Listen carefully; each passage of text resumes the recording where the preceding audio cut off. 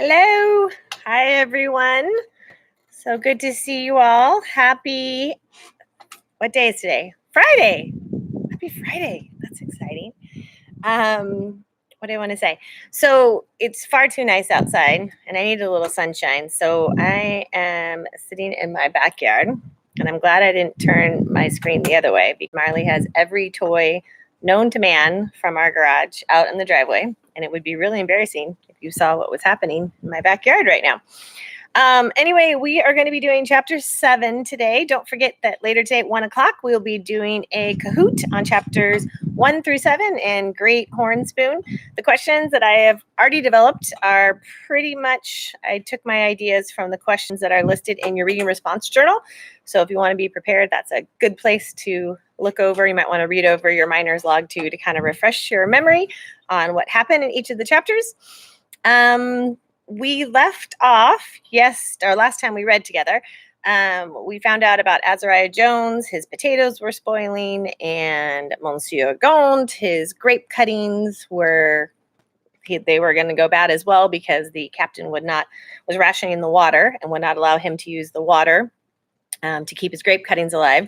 So Praiseworthy, of course, being the male Mary Poppins, figured out that if Azariah Jones sold his spoiled potatoes to Monsieur Gaunt, they could stick the grape cuttings inside the potato where there's moisture and water, and it would save the grape cuttings, and Mr. Azariah Jones would get money for somebody buying all of his barrels of spoiled potatoes.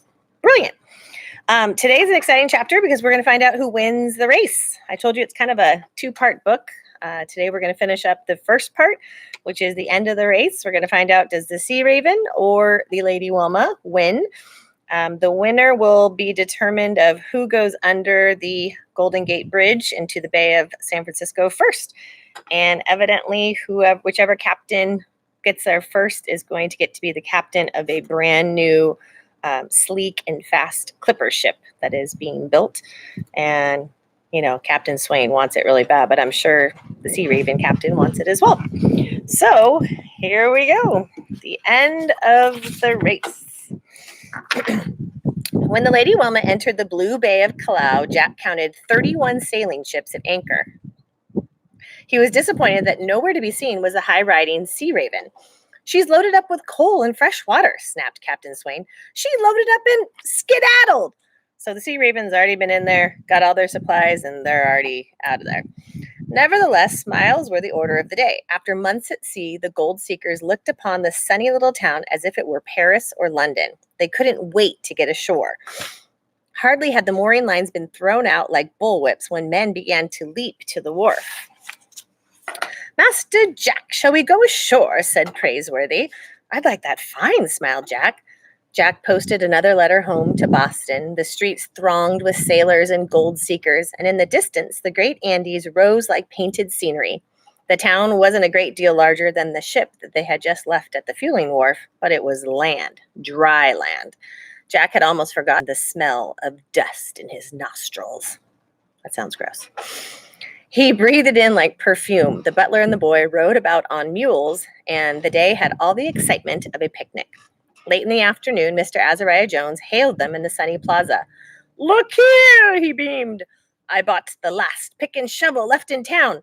Since the California fever started, the shelves are bare, I can tell you, and a washpan thrown in for good measure. They're yours." So kind of like when COVID-19 started, everybody panicked and went and bought all the toilet paper in town and flour and hand sanitizer. Because of the gold rush, people are trying to pick up gold supplies wherever they can. Because in California, totally sold out. So they're trying to stop at ports along the way and pick up their supplies. "Voila," said Monsieur Gaunt, appearing out of the crowd and dropping a pick and shovel at their feet. "I have got my hands on the last ones in town, and a washpan too for my friends." Then he stopped to glare at the Yankee trader, who was already glaring at him. "Gentlemen," smiled Praiseworthy, "I think we can safely say that you have found the last 2 picks and shovels left in Callao.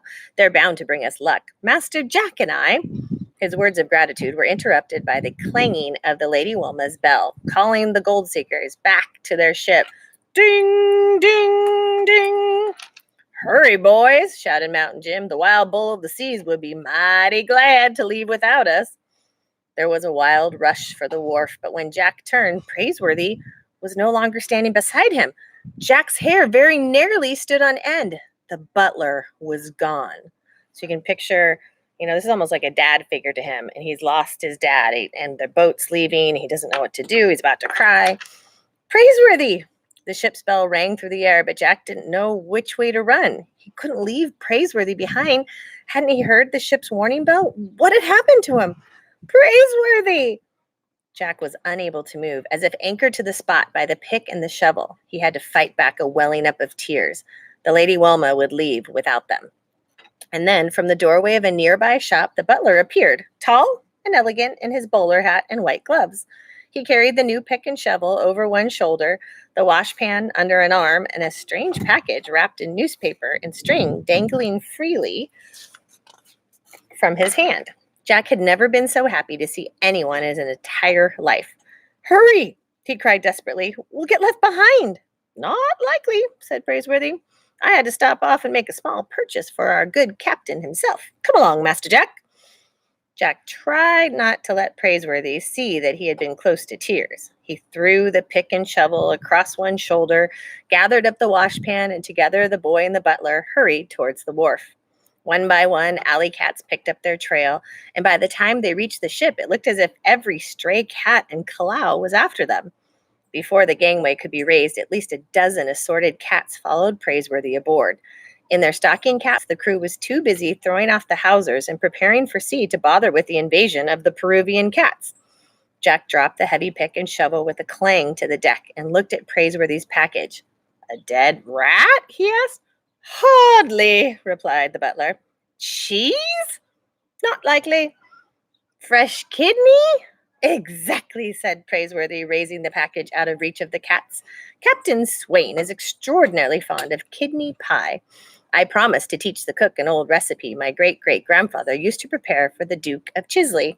But at the moment, Captain Swain was in no temper for kidney pie. The ship had taken on fresh water, but not an ounce of coal. "Blast! The Sea Raven!" he was bellowing. "She's filled her bunkers and piled her decks with coal. Hills of it! Mountains of it! Taken every lump to be had in Callao. She's made sure there wasn't a cinder left for us." Once at sea, the Lady Wilma picked up a friendly breeze. If her coal bunkers were empty, she was at least lighter in the water and went skimming along her course. The Peruvian cats learned to bound out of sight every time the husky-throated boatswain came along, threatening to toss them overboard. In an unguarded moment, a snap of the wind carried off Praiseworthy's bowler hat.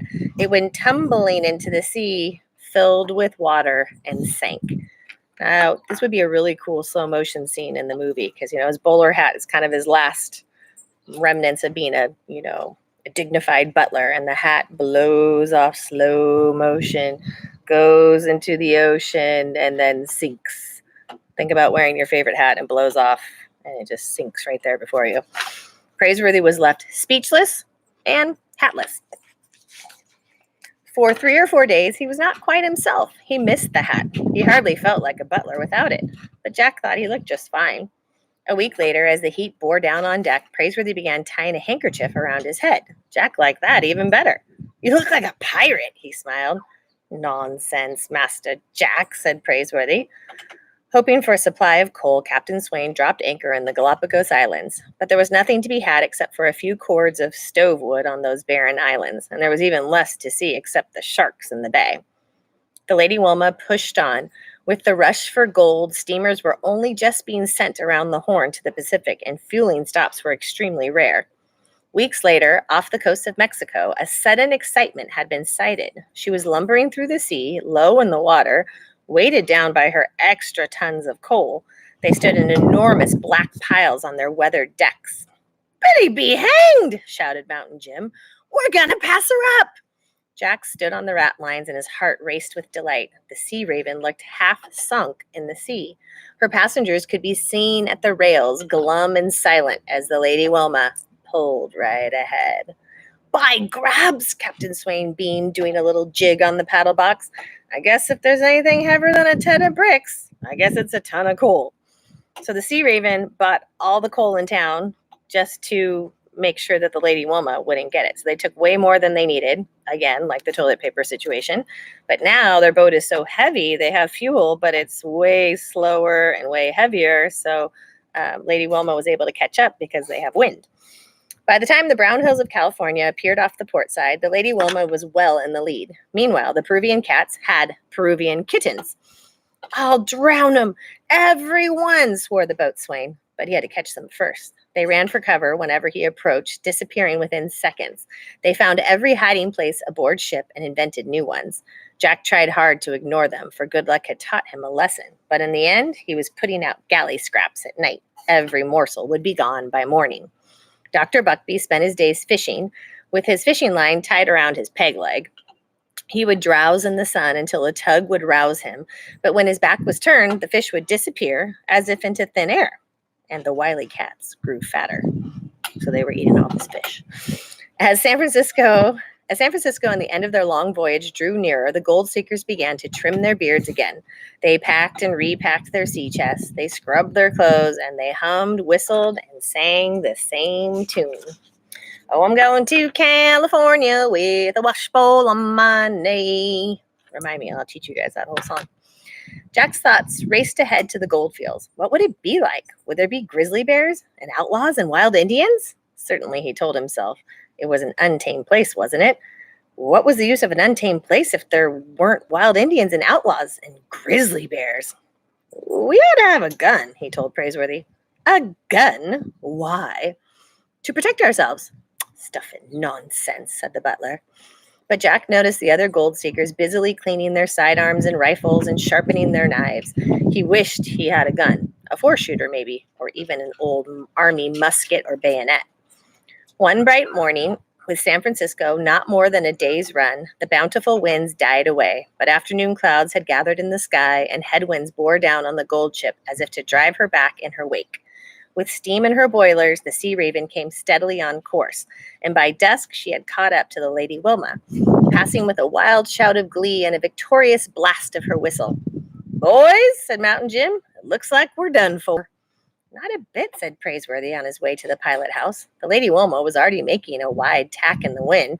She might be blown hundreds of miles off course, even as far as the Sandwich Islands, which is Hawaii. The voyage isn't finished, sir. Not by a long shot. Nah, but even to Jack, with the wind snapping his shirt, it seemed that the Lady Wilma's luck had run out.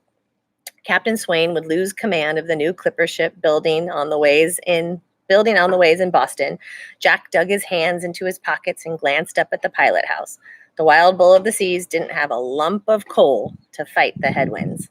Jack was asleep in his hammock when he was aroused by a strange sound. At first he thought it must be Mr. Azariah Jones snoring in his sleep, or Mountain Jim, or Dr. Buckbee, but they came awake too. A deep throb ran through the ship, and then another, then a splash of the side wheels could be heard, then another, and another. The gold seekers bounded out of their bunks, some of them in nightcaps, and collected on deck. Sparks were flying from the funnel. Steam had been built up in the boilers. But how? Because they don't have any coal. What's the captain burning? Said Captain Jim, scratching his red whiskers. Cats? Hardly, said Praiseworthy above the crash of the side wheels. He gave Jack a wink. Neither cats, nor bricks, nor spoiled potatoes. As any stowaway could tell you, gentlemen, we're carrying lumber in our cargo holds. Thousands of feet of it. Lumber enough to build a hotel. It occurred to Captain Swain to purchase what he needs with the ship's fuel account. Makes a fine shower of sparks, doesn't it? But the race was not yet won, and Jack could sleep no more that night. He pulled on an old pea jacket that the frog-voiced boatswain had handed down to him, and stood with Praiseworthy at the rail. This would be their last night aboard ship, after all. The paddle wheels twirled faster and faster, and the bowsprit came around on course like a compass needle. It was you, wasn't it? Jack grinned. Me? Master Jack! You told the captain about the lumber. Oh, he knew it was there, but with all his storming about the bricks in the hold, he hadn't stopped to give the lumber a thought. I just merely reminded him, you might say. In the dark of morning, the Lady Wilma had managed to gain on the Sea Raven. The gold ships thrashed bowsprit to bowsprit, and the red glow of their smokestacks lit up the surrounding sea. More lumber! Shouted Captain Swain into his voice tube. I want every ounce of steam the boiler'll hold, and then some. The Sea Raven, too, was making a final sprint. By noon, the Golden Gate stood ahead of them, but the extra burden of her mountains of deck coal was too much for the Sea Raven. Beat by beat of her side wheels, the Lady Wilma pulled slowly ahead. Wood sparks showered from her funnel. She entered the sparkling narrows of the Golden Gate and finally came out into the San Francisco Bay. The city stretched out across the sand dunes like something that had sprung up the night before. There seemed to be more ships in the harbor than houses on the shore. "Let go the anchor!" Captain Swain shouted from the pilot house window. A moment later, the anchor chain went rattling down into the bay, and hats went flying into the air. Beaver hats, straw hats, and even a cat or two. Praiseworthy and Jack gathered up their picks and shovels and wash pans and carpet bags and peered at the golden hills of San Francisco. The houses looked like packing boxes with roofs, and tents of every description were pitched along the dunes. "Gentlemen," said Praiseworthy, tugging on his white gloves, "I believe we've won the race." After a 15,000-mile voyage and 5 months at sea, the gold seekers had finally arrived. So chapter 8 is called Saved by a Whisker. So Lady Wilma has won, which means Captain Swain gets to be the captain of the next clipper ship, which is exciting. But the adventure is far from over because everyone thinks that, once you get to San Francisco, you just start digging for gold. But that's actually not the case. You have to go into the interior of California. There was very little gold found along the coast, which meant that you either had to get a riverboat ride into the interior, or you had to get a stagecoach ride, or you had to rent or buy a horse. And that was super expensive, super dangerous because there were bandits along the roads that gold seekers took trying to steal all your stuff. So this adventure is not over by a long shot. What was I going to say about the second part? So I want you to remember how Jack wants a gun really bad. And Praiseworthy, he's far too dignified to have one of those, filthy guns. But Jack keeps going, "I want a 4-shooter," which shoots 4 bullets. Keeps saying, "I want a 4-shooter." And Praiseworthy's like, nope, nope, nope. Even though everybody else seems to have one for protection. Keeping in mind that California was not a state. So all these people showed up look for gold, and there was no police officers, there was no laws, there was no anything. Everybody could kind of do whatever they wanted to do. So very dangerous, very little women. Some women were there, like in the port, selling stuff, fresh homemade food, or maybe they would sell jeans or fix people's clothes, sew stuff for them. Women actually made quite a bit of money with their little businesses. Sometimes women made more money than the men at the gold fields, but that's for next chapter. So I love this story. It's a historical fiction because it does follow a lot of what really did happen during the gold rush, but obviously it's a make-believe story and they made it entertaining and funny. But it definitely paves the way for our next chapter in social studies, which is the gold rush. So I will see you all today at 1 o'clock for Kahoot with both classes. And if you have not turned in my class, if you have not turned in your How to Be Carolina, How to Be Justin, How to Be whatever, please send that over today. Today's the last day to turn that in, and I'm going to do something cool with all of our How to Be's. So I look forward to receiving those, and I'll see you at 1 o'clock. See you later. Bye.